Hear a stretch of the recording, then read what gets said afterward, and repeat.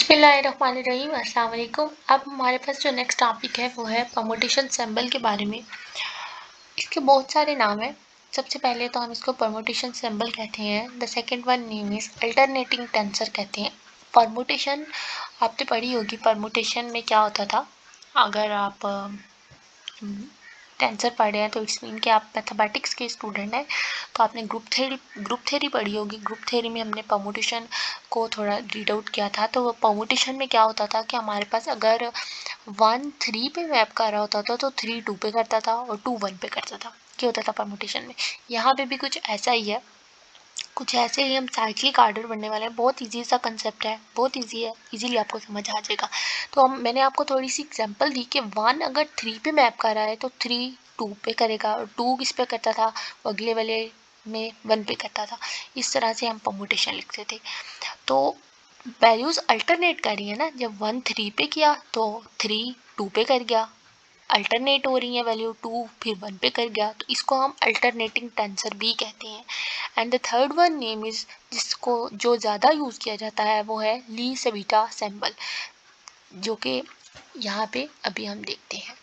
सबसे पहले permutation symbol ली Civita symbol, Vita कह लें या सेविटा कह लें सिंबल, या फिर आपके पास 3 डायमेंशन में permutation symbol is a 3 index object called Levi Civita symbol and alternating tensor. आप इसको अल्टरनेटिंग टेंसर भी कहते हैं, आप इसको ली सेविटा सिंबल भी कहते हैं, आप इसको परमुटेशन सिंबल भी कहते हैं। 3 इंडेक्स होते हैं इसके सिंबल में, 3 इंडेक्स। इसको हम एप्सिलॉन से रिप्रेजेंट करते हैं, और इसके देखें इंडेक्स में 3 सिंबल्स होते हैं, 3 इंडेक्स होते हैं। ये 3 डायमेंशन में होता है, 3D में हम इसको चेक करते हैं। जैसे कि हमने क्रोनिकल डेल्टा में देखा था, एक हमारे पास एप्सिलॉन था, वहाँ पे हमने क्रोनिकल डेल्टा को एक्सप्लेन किया था। वहाँ पे भी हमारे पास कुछ आई जे के की वैल्यूज़ को हमने याद रखना था कि कब वो 0 होगी और कब वो 1 होगी। तो यहाँ पे भी कुछ ऐसा ही है। देखें, जब इसको देखने से पहले मैं आपको एक और बात बता देती हूँ कि जब आपके पास 3 इसके टोटल मेन स्टेप्स है, जो एक और स्टेप भी है जो कि यहाँ पे नहीं लिखा हुआ, हाँ जी नहीं लिखा हुआ, हम 3 स्टेप पढ़ेंगे। चौथा मैं आपको वैसे बता दूंगी। फर्स्ट वन स्टेप जैसा कि यहाँ पे लिखा हुआ है कि अगर आई जे के इक्वल है, जे के इक्वल है और के आई के इक्वल है, अगर सारी वैल्यूज़ इक्वल है तो हमारे पास आंसर 0 आ जाएगा। अब सारी वैल्यूज़ इक्वल नहीं है, यहाँ पे इस बात का क्या मतलब है कि अगर आपके पास एप्सिलॉन के इंडेक्स में जो आई जे के पड़ा है, यहाँ पर कोई भी 2 वैल्यूज़ अगर सेम हो जाती हैं, मतलब आई भी 1 है जे भी 1 है, तो हमारे पास ये पूरा एप्सिलॉन क्या हो जाएगा, 0 0 हो जाएगा। कोई भी 2 वैल्यूज़ अगर सेम हो जाती हैं तो हमारे पास आंसर क्या हो जाएगा, 0 हो जाएगा। मैं इसको थोड़ा सा रिप्रेजेंट कर देती हूँ कि जैसे कि हम इसके आगे एग्जांपल देखेंगे, आपको समझ आ जाएगी। एप्सिलॉन अगर मेरे पास आई एज इट इज़ है, और जे और के की जो वैल्यू है ना वो मेरे पास 2 और 2 है। अब जे भी सेम है, के भी सेम है, दोनों सेम हो गए हैं। जब दोनों सेम हो जाएंगे तो ये पूरा का पूरा एप्सिलॉन, ये पूरे का पूरा परमुटेशन सिंबल मेरा ऑब्जेक्ट 0 हो जाएगा। ये था मेरे पास इसका फर्स्ट स्टेप। सेकंड स्टेप में क्या है, सेकंड स्टेप परमुटेशन मैंने आपको स्टार्टिंग में बताई कि हमारे पास अगर 1 2 पे हो, 2 3 पे हो तो 3 1 पे हो जाता है। तो यहाँ पे भी कुछ ऐसा ही है। सेकंड स्टेप को आप याद रख सकते हैं कि जब आपके पास डिफरेंट नंबर्स हों और साइक्लिक ऑर्डर हो। साइक्लिक ऑर्डर आप समझते होंगे, साइक्लिक ऑर्डर यहाँ पे एक्सप्लेन भी हुआ है कि साइक्लिक ऑर्डर क्या होता है। ऐसा ऑर्डर जब आपके पास 1 2 पे मैप कर रहा होता है, एक साइकिल चल रहा होता है यहाँ पे जी। अब आपके पास 1 2 पे जा रहा है, 2 3 पे जा रहा है, और 3 वापस किस पे मैप हो रहा है, 1 पे मैप हो रहा है, वापस 1 पे आ रहा है। तो जब आपके पास एक साइकिल चल रहा होता है तो आप ऐसे साइकिल को कहते हैं, इस साइकिल से आपके पास जो वैल्यू आती है वो आती है 1। या अगर आपको इस साइकिल से समझ आ जाए तो बेस्ट है, और अगर आपको ये साइकिल समझ नहीं आता तो आपके वैल्यूज़ देख लें कि जब आपके पास 1 2 3, 1 2 पे है, 2 3 पे है और 3 दोबारा 1 पे है, आप इस तरह देख लें। इसके बाद 1 2 पे है जा रहा था, अब हम नेक्स्ट वैल्यू से स्टार्ट कर लेते हैं। 2 3 पे जा रहा है, 3 1 पे जा रहा है, तो ये एक ऑर्डर बन गया। और अब हम 3 से स्टार्ट कर लेते हैं, 3 1 पे जा रहा है और 1 2 पे जा रहा है, तो ये हमारे पास एक साइक्लिक ऑर्डर चल रहा है, साइकिल चल रहा है। जैसे हमारे पास क्लॉकवाइज होता है और एंटी क्लॉकवाइज होता है। ये हो गया साइक्लिक। जब आपके पास साइक्लिक ऑर्डर होगा तो आपके पास आंसर एप्सिलॉन का +1 आएगा। लेकिन जब आपके पास ऑर्डर कुछ एंटी क्लॉकवाइज हो जाएगा, जैसे अगर आप कहें कि आपकी क्लॉक की जो चल रही होती है वो क्लॉकवाइज चल रही होती है कि एंटी क्लॉकवाइज, क्लॉकवाइज चल रही होगी। तो अगर क्लॉकवाइज चल रही है तो आपके पास आंसर +1, और अगर एंटी क्लॉकवाइज चल रही है तो आंसर -1। अब -1 किस केस में आएगा? जब आपके पास मैपिंग उल्ट होगी। यहाँ पे हमारा 1 2 पे मैप कर रहा था, लेकिन अगर आपका 1 3 की तरफ कोरस्पॉन्ड हो जाए, 1 3 पे जाए, 3 2 पे जाए और 2 1 पे जाए, तो मेरे पास इसका आंसर -1 होगा।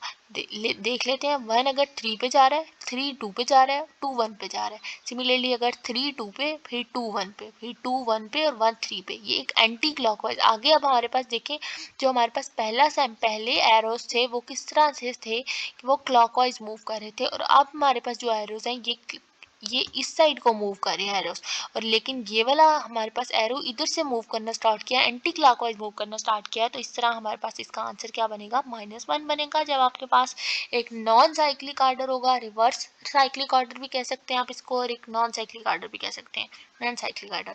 और जब आपके पास एंटी क्लॉकवाइज मूव करेगा, नॉन साइक्लिक ऑर्डर होगा, तो आपके पास आंसर -1 होगा। जब आपके पास साइक्लिक होगा तो आंसर +1 होगा। और जब आपके पास ऑर्डर सेम हो जाएगा, कोई सी दो सब इंडेक्स का, सबस्क्रिप्ट का या सब सुपरस्क्रिप्ट का या इंडिसेस का, तो आपके पास आंसर 0 हो जाएगा। ये थी इसकी फॉर्म। इस फॉर्म के बाद एक ये फॉर्म है जिसको हम परमुटेशन सिंबल को इस तरह से भी एक्सप्लेन कर सकते हैं। आपके पास एमसीक्यूज आ सकते हैं, ये बहुत इंपॉर्टेंट एमसीक्यूज के लिहाज से। 0 कब होता है, 1 कब होता है, -1 कब होता है। 1 साइक्लिक में होता है, -1 नॉन साइक्लिक में होता है, यहाँ रिवर्स साइक्लिक ऑर्डर कह सकते हैं। और 0 जब आपके पास आई जे के ये सारे इक्वल होते हैं, या आपके पास कोई से 2 0 हो जाए। और ये वाली फॉर्म भी आपके पास एमसीक्यूज में पूछ सकता है, 1/2 i - j, जे फिर आई से जे पे जा रहा है, जे से के पे और के से आई पे जा रहा है, तो ये भी हमारे पास परमुटेशन सिंबल की ही एक फॉर्म है। हम नेक्स्ट चलते हैं, हमारे पास इसके काफ़ी ज़्यादा एमसीक्यू एग्जांपल्स हैं, को भी देखना है। तो आई थिंक सो यहाँ पे हम अपनी 1-2 एग्जांपल कर लेते हैं, वीडियो थोड़ी ज़्यादा लंबी हो जाएंगी। नेक्स्ट एग्जांपल हम नेक्स्ट में कर लेंगे। अब परमुटेशन सिंबल जो है वो इन इक्वेशंस को सेटिस्फाई करता है। कौन सी इक्वेशंस को सेटिस्फाई करता है देख लेते हैं, कि हमारे पास अगर एप्सिलॉन आई जे और आई जे के है, और ये तो हमारे पास परमुटेशन सिंबल है, और ये डेल्टा आई जे है, क्रोनिकल डेल्टा है, और अगर इन दोनों का प्रोडक्ट लिया जाए तो हमारे पास आंसर 0 हो जाएगा। तो हम अब इसको सॉल्व कर लेते हैं, फिर हम नेक्स्ट वाली को देखते हैं। इसके सोल्यूशन की तरफ चलते हैं। यहाँ पे इसका सोल्यूशन गिवन है हमारे पास। अब सबसे पहले हमने क्या देखना है कि मेरे पास यहाँ पर डमी इंडेक्सेस कौन सी हैं। तो आई भी डमी है, जे भी डमी है। और जब दो क्रोनिकल डेल्टा में हमने देखा था कि जब दो डमी हो जाती हैं तो हमारे पास जो नेक्स्ट फॉर्म बनती है वो हमारे पास एक्स आई आई बनती थी, यहाँ हम एक्स जे जे भी उसको लिख सकते थे। तो हमारे पास क्या बनेगा, एक्स एप्सिलॉन आई आई बन जाएगा, जो कि हमने इसको रिप्लेस कर दिया है आई आई से, और आगे से ये के एज इट इज़ आ गया, और ये एप्सिलॉन आई आई के इक्वल टू 0 हो गया। क्यों 0 हो गया? आई आई, आप आई की कोई भी वैल्यू पुट करें, 1 पुट करें तो 1 1 हो जाएगा, 2 2 पुट करें तो 2 2। तो जब आपके पास दो वैल्यू सेम हो जाती हैं तो हमारे पास तो एप्सिलॉन बहुत 0 हो जाता है, उसकी कंडीशन से, रूल्स से, क्योंकि ये दो दो सेम हो गई हैं तो हमारे पास यहाँ से ही 0 होगा। लेकिन ये तो डायरेक्ट मेथड है, लेकिन अगर वो आपसे क्वेश्चन में पूछ लेता है तो हम किसको किस तरह से सॉल्व करेंगे वो देख लेते हैं। अब हम लेट कर लेते हैं। सबसे पहले n हमारे पास 3 है, आई जे के लेट कर लिया। आई जे के लेट करने के बाद हमारे पास जो डमी इंडिसेस होती हैं उनमें से किसी एक को फिक्स कर लेते हैं पहले, और दूसरी को एक्सपेंड कर लेते हैं। और यहाँ हमारे पास आई और जे डमी है, तो हमने क्या किया, आई को फिक्स कर लिया, 1 फिक्स किया, 2 फिक्स किया, 3 फिक्स किया। पहले 1 पुट कर लिया, देखें यहाँ पे। फिर इस वाली पूरी इक्वेशन में डेल्टा 1 जे एप्सिलॉन 1 जे के पुट कर लिया, फिर आई 2 पुट किया, यहाँ भी, एंड देन 3 पुट किया, आई 3 पुट किया। अब आई 3 पुट करने के बाद हम जे को एक्सपेंड करना, जे भी डमी है, जे को एक्सपेंड करना स्टार्ट करेंगे। तो जे को जब हम वेरी करेंगे, जे भी 1 2 3 की वैल्यू गिवन है, हमने लिया है, यहाँ खुद से भी ले सकते हैं। यहाँ हमारे पास जे आई जे के 1 2 3 ही ज़्यादातर होता है, ठीक है। अब जे की वैल्यू को जब वेरी करेंगे तो डेल्टा 1 एप्सिलॉन 1 और जे में 1 आ जाएगा और k as it is. Then delta इस वाली वैल्यू में ही हम 2 पुट करें, जे 2 पुट करेंगे, डेल्टा 1 2 एप्सिलॉन 1 2 और के एज इट इज। इसी वैल्यू में हम जे 3 पुट करेंगे तो 1 3 और एप्सिलॉन 1 3 के। इसके बाद यहाँ पे देखें जो हमारे पास जिसके इंडिसेस सेम हो गए हैं वो जीरो हो गया। क्यों जीरो हो गया? देखें 1 1 भी सेम है, यहाँ पे भी 1 1 है, तो दोनों इंडिसेस सेम हो गए हैं, सब्सक्रिप्ट सेम हो गए हैं। तो हमारे पास लीस्ट बीटा की जो हमारे पास फर्स्ट रूल था वो क्या कहता था कि जब दो सेम हो जाते हैं तो हमारे पास वो पूरी की पूरी टर्म जीरो हो जाती है। तो ये पूरी टर्म जीरो, देन 1 2 हो गया है हमारे पास और एप्सिलॉन 1 2 के हो गया है।